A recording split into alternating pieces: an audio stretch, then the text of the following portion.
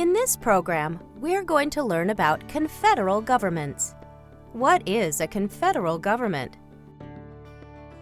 A confederal government is a system of government in which power is shared by a central government and local and state governments, but little power is granted to the central government.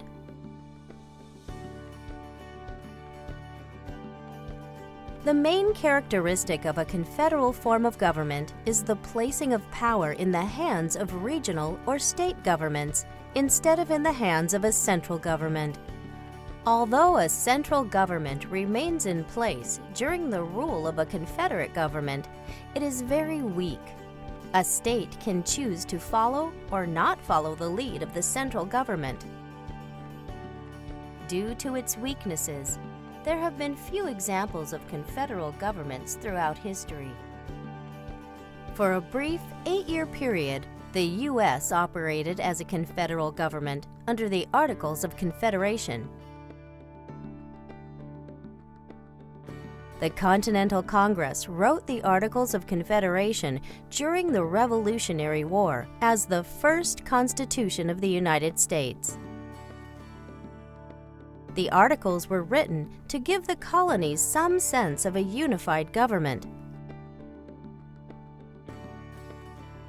A convention called in May 1787 to rewrite the Articles decided to draft an entirely new constitution. The new Constitution, ratified in 1789, created a federal-style government with a strong central government.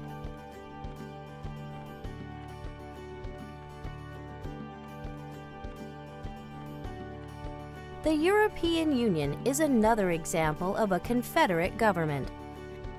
The European Union is made up of different nations that have come together under the same currency. They have a centralized structure, but the nations within the EU all have the power to leave.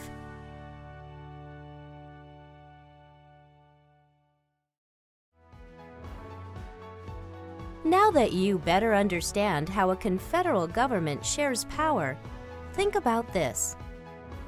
Why have there been so few examples of confederate governments throughout history?